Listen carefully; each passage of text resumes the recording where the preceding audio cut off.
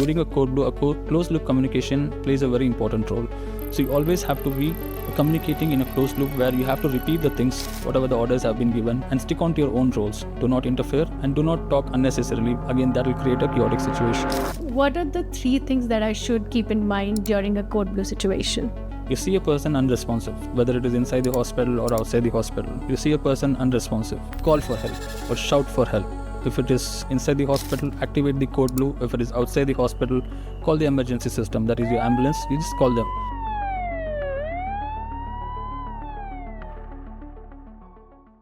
Imagine a high-stake emergency hospital scene from your favorite sitcom or movie. A patient flatlines, someone yells, "Nurse, the patient doesn't have a pulse." Doctors rush in. The nurse wheels in the crash cart. Someone starts CPR. For most of us, that's what a hospital emergency looks like. In real hospital terms, this moment is known as code blue. Hi, I'm Jyoti and this is Aster Pulse. Today we are going beyond the dramatics to understand what code blue really means, what happens when a life is on the line, who makes the decision, and how every second counts. And more importantly, how do medical professionals deal with the actual physical and mental pressure of code blue? We have Thomas Arun Kumar with us from Rapid Response Team of Aster CMI, someone who has seen the intensity of code blue up close, not once, but several times. Thomas, why don't you introduce yourself to the audience? Hi Jyoti, so I would like to thank you for calling me for this podcast. So basically, I'm from Aster CMI. My name is Thomas, and I've been working in Aster CMI for the past 4+ years. Currently, I'm in Rapid Response Team, and I've also worked in ICUs earlier, and also I'm an AHA certified ACLS provider. I tried to describe code blue in my introduction, but as somebody who has been at the front line of emergency situations, could you tell me when does a situation officially become a code blue? So basically, code blue is a medical emergencies which is announced inside the hospital in the non-critical areas. So usually in the critical areas, we have the team, we have all the equipments required, but in the non-critical areas, that's not available. And any person who needs a medical attention, that's when a code blue is called. And there is a team coming up who's going to come to the location and do the interventions and stabilize or shift the person to the ICUs. So that's basically a code blue. And can anybody announce a code blue? Yeah, so what happens is during the induction batch, so when we have the new employees coming in, there is a protocol where we train them on different codes. So there are multiple codes. We have code red, code blue, code black, purple, and pink. So code blue stands for a medical emergency, and we do train them on the announcement of code blue, the criteria when to announce a code blue, how to announce a code blue, and also train them on the BLS part, which is a very important part in code blue. Announcing the code blue again is very systematic. So when the person is announcing a code blue, they have to be very precise on the location and the type of code blue. So we have multiple code blues like adult code blue, pediatric code blue, and maternal code blue as well. So we have to know whether the patient is adult, pediatric, or a maternal code blue. So depending on that, there's a different team coming up for that particular scenario. Do we have a protocol for code blue, like handling code blue? Yeah, in Aster CMI, we do have a protocol. We have a committee as well. So as I said earlier, we do announce code blues from the non-critical areas. It can be announced by any staff. Irrespective of the department whether they are clinical or non-clinical staffs, they can announce the code blue and also start with the BLS part. So when the code blue is announced, the team comes up, which is having multiple members in it.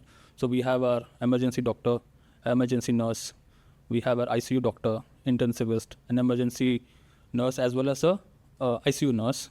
And of course, we have a respiratory therapist, we have MOD, we have a security person, a nursing supervisor, and of course the RRT. So that comprises the code blue team. So we have about 43 crash cars in place in Aster CMI in different locations. And there are signages put across the hospital. So the nearby crash cars, if in case there is a scenario where a patient is unresponsive or an attender is unresponsive, the person knows where to get the crash card from. So even in the floors, in the wards, we have crash cards, which is checked on a regular basis. So monthly basis, we do a check on the medications and the consumables, whether they're expired or not. And on a daily basis, we do have a check on the cylinders, the defibrillators, and other things that is kept outside the crash cart. And apart from that, we have something called as a code blue kit. So this kit is carried by the MICU staff when they're coming for a code blue, and that kit is carried only when there is no crash cart available nearby. So that kit again comprises all the equipments and the necessary medications for code blue. Since you are from Rapid Response Team, what is your role? So Rapid Response Team, as the name suggests, rapid. So we are the first responders in any situation when a patient deteriorates. So we do get calls from the staff saying that the patient deteriorated, or there is an acute change in the vitals, or the muse has suddenly shot up. So they do call us, and we rush towards the spot within 30 seconds and 1 minute. 30 seconds to 1 minute is our TAT time. And when we go there, we try to stabilize them. We try to do some interventions so that we stabilize them and keep them in the ward. If it doesn't happen, and if the patient is deteriorating, we coordinate with the team, and then we shift them person to the ICU. Worst case scenario is we try to do the interventions, and meanwhile, if he deteriorates, acutely, and then suddenly it becomes unresponsive, we call the code and we initiate the CPR. If I were to get specific, could you walk me through a scenario or an incident that you were a part of? Recently we had a code where staff called me saying that the patient is, there's a sudden drop in the GCS. So GCS is the consciousness level of the patient. And then I rushed to the spot within 30 seconds to 1 minute. I saw that she was, not oriented, and GCS had dropped considerably. And then I tried to see what is the problem. So she had aspirated and there was hypoxia as well. So meanwhile, I tried to do all the possible interventions, and I coordinated with the team, and we were about to shift the patient to the ICU. So as we were in the transit moving, I saw that she's having agonal breaths. Now that's a new term. Agonal breaths is something which people mistake for hiccups. So you have to know what is an agonal breath. So when you see that, it is a classical sign of a cardiac arrest, and you have to immediately start the CPR. So I was able to recognize that, and I checked the pulse, there was no pulse, and we initiated the CPR and announced the code. So the team came, and we could revert her within like 2 minutes, hardly 3 cycles, and she was back. And then we transferred her to the ICU. And that was something really we were happy about. Okay, so listening to this makes me feel so stressful. I can't imagine how stressful and chaotic everything must be. We are talking about high stress situation. This is life and death, not metaphorically, quite literally, as literal as it can get, right? So do you have a method to keep yourself calm in such situations? I've handled many code blues in the past few years, and each code blue is different. So one of the reason is you should know what you're doing during a code. And stress is, again, a part of it. But if you're stressed, probably you're going to create a chaotic situation over there. So there are different members involved. So the key is to stay calm. Don't panic. Go have a systematic approach. Okay, and follow the protocols. So once you do the protocols, you follow the protocols, you have a systematic approach, and you stick on to your own role. Now there are different team members coming up in the code blue team. Now if you are the CPR person, you just perform the CPR. If you are the medication nurse, just give the medication. And if you don't interfere with each other's role, it's a very smooth process. Okay. Now once you start interfering and everybody is talking, then that becomes chaotic, and there's a lot of miscommunication. So we do follow something called as closed loop communication, which is very crucial in a code blue, because everything has to be very fast. It's a critical thinking, everything has to be fast. So we have a closed loop communication where if I say probably 1 mg of adrenaline to be given with 10 ml flush, the person who's administering it has to repeat it back, so that all of them are in the same page, and also we know what is happening, and also we know that whatever said is being followed. So that is called as closed loop communication. So the key is stay calm, don't panic, have a closed loop communication, follow the protocols and the strategies. So that will lead to a very smooth code blue. Well, we hope that there are fewer code blue situations, but pandemic must have brought a surge. Can you take me back to the time and tell me how were you managing and coping with it? So, pandemic was really bad this time, and we would not like to discuss much on that part of the era.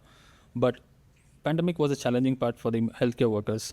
So we had a lot of cases where they needed CPR, they needed interventions, but there was staff shortage. The staffs were worn out. They were like working 24-hour shifts, and there were equipments which were not enough at that point of time.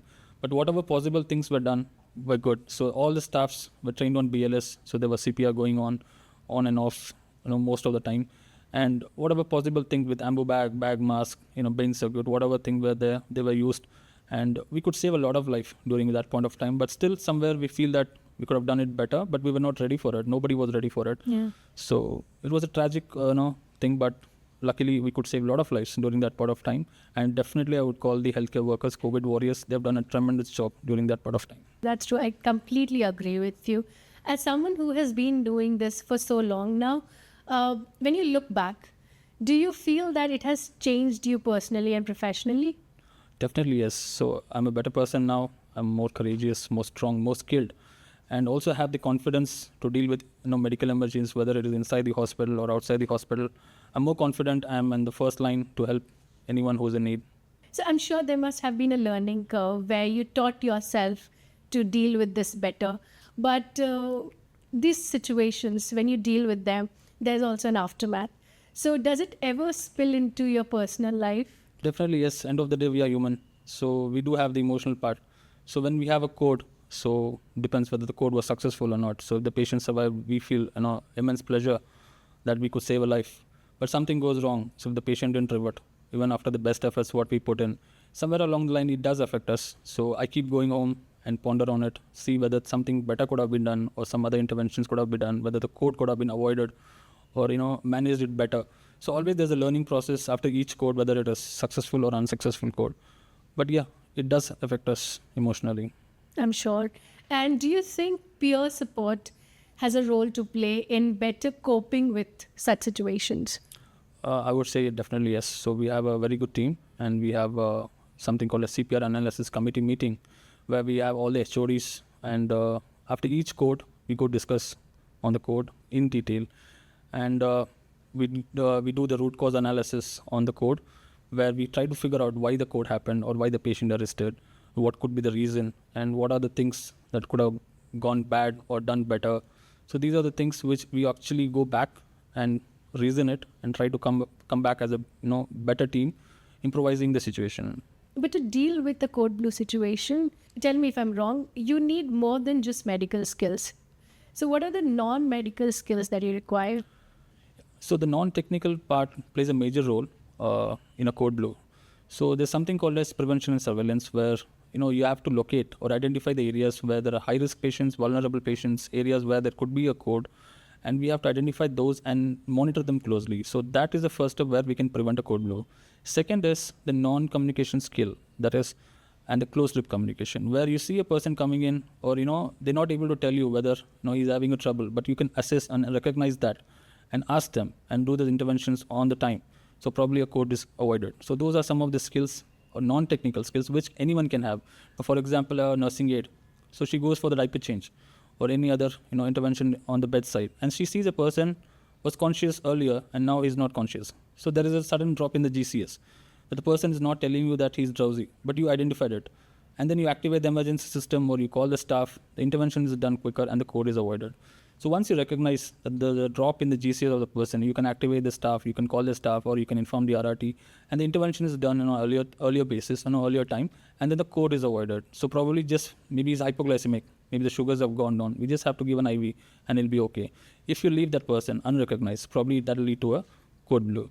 So that is one of the things. And second is your closed loop communication. As I said earlier, during a code blue, closed loop communication plays a very important role.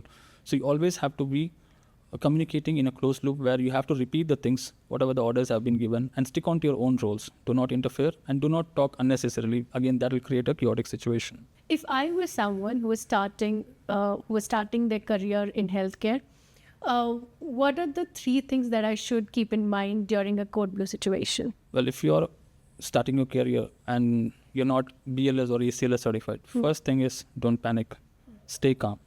Second is you check the response of the person. You tap them on the shoulder twice, call out his name if you know the name, sir, madam, whatever. If they respond, if you see any kind of response, that's fine. That means they have a pulse. So you don't have to give CPR. But still they are drowsy, they're not responding good enough. You have to shout for help or call the emergency response team. So if it is outside the hospital, you call the ambulance. Whether it is inside the hospital, you announce the code, or you can call the rapid response team. So then you go and check the pulse. So if there is a pulse, you don't have to give CPR. Please remember that. You don't have to give CPR. But if there is no pulse, you have to start the CPR immediately. So that is the key. Third is you should always know how to activate the code blue, how to activate the codes. As I said earlier, adult code blue, pediatric code blue, and the maternal code blue, and tell the location precisely, then perform the BLS part. So that is the key. And with advancement in technology, since you've been doing this for so long, have you seen any change in the way you deal with code blue? I would say definitely yes. So technology has played a very big role in reducing the code blues. Initially, we had a lot of code blues, but now we hardly have 1 or 2 in a month, and we are targeting 0 code blues. So this definitely has come up with the technologies. So there is something called as remote monitoring devices.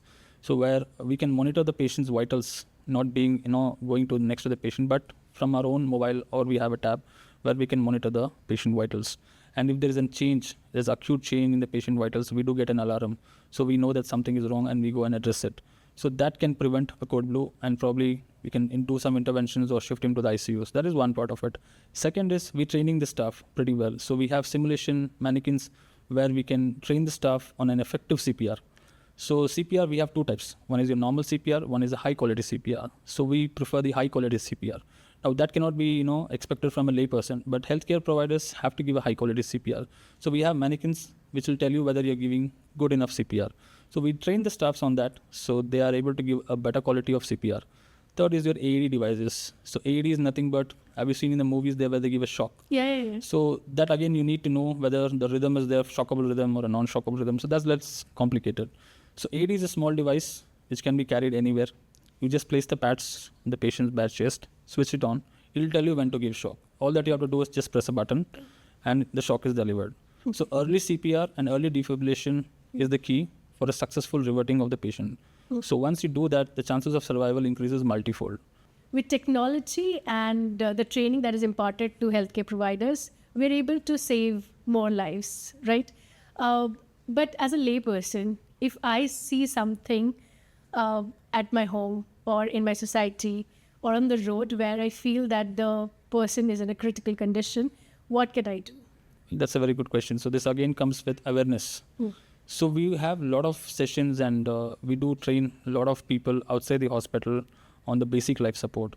So we go to the apartments, the residents, the security person, the the corporate offices, where we go and train them on PLS. So nearly about 2,000 plus participants where we have trained over a period of 2 to 3 years. And the BLS is the key. So first you should know how to check the response, whether you are safe, the scene is safe, check the response, activate the emergency response team, check for the pulse, and start a high quality CPR if there is no pulse. So I would like to add on to a real incident what happened. So I had gone to an apartment where we trained the residents, the securities, the housekeeping people on the BLS. And after that, maybe a week later, we got a mail from one of the resident saying that his father had a cardiac arrest, and he was there for the session what we took, and he was able to perform the BLS part. He gave CPR to his father even during the transit. He was giving CPR even in the car, and he followed all the protocols whatever was taught during the session, and his father survived. So he wanted to thank us personally, and then he mailed the marketing team, and we felt really happy that it works. Right. So I think more and more of these trainings could save so many lives, right? So when does a code blue end in terms of formal protocol as well as your emotional response to it? So basically, once the code blue is activated, it ends in two ways. So one is the person survived, a ROSC is achieved. So ROSC is nothing but a return of spontaneous circulation, where we got back the pulse, and we transfer the patient to the ICU. The second scenario is where even after trying for 20 minutes or 25 minutes with our best efforts, and we call the code off when the patient doesn't revert. So those are the two situations where the code blue is called off. And moving on to the emotional part, yes, we do take that experience back. It stays with us for quite a while, and we go and ponder if we could have done something better, whether the patient reverted or not reverted. That's a secondary thing. But anything better could have been done during the code. What are the challenges during the code we faced, or any improvising things can be done during the code. And also we do a detailed RCA, whether the patient survived or not. So we do an RCA, that is root cause analysis, on the code blue. And also we discuss this in the CPR committee meeting, where we have different heads, as I said, HODs. So we all gather every month, and we discuss on the codes and on the quality of the code. So we have something called as mock drills, so which I should mention it here. So mock drills is something where we do a pilot mock, that is not a real code blue, but we imitate that, and randomly anywhere in the flow we announce a mock. And this is cross-checked by the HODs, the quality team, and we try to simulate a real code and see what are the challenges that can be faced in a real code. And we try to improvise on that, and we do make notes on that, what were the deviations during the code, and then we go and correct it. So emotionally, yes, we do take that back home. It takes a while for us to get out of it. So whether the patient reverted or not, still we feel that whether this code can be avoided. Let's wrap this podcast with what I call yes or no sequence. And you have to respond either with a yes or a no. Code blue is more mentally taxing than physically exhausting. I would say yes. Yeah, I guess that. Okay. Next is dealing with code blue situation has made you a better healthcare professional. Definitely yes. Yeah. And does code blue still make you nervous? Not all the time. Okay. I would say no, actually. Okay. Every healthcare professional should be trained in a high pressure simulation. 100% yes. Yeah, makes them better. Definitely. Okay. Have you ever replayed a code blue situation in your head after it's over? All the time. And with that, we come to the end of the podcast. Thank you so much, Thomas, for sharing your experience and giving us the real picture of code blue. Thank you for having me here, Jyoti. It was a wonderful experience for me. So was it for me as well. To everyone listening, whether you're a healthcare professional or not, I hope this conversation helped you understand what goes in the life of our healthcare providers and truly respect their dedication. This is Jyoti, and you're watching Aster Pulse. See you in the next episode.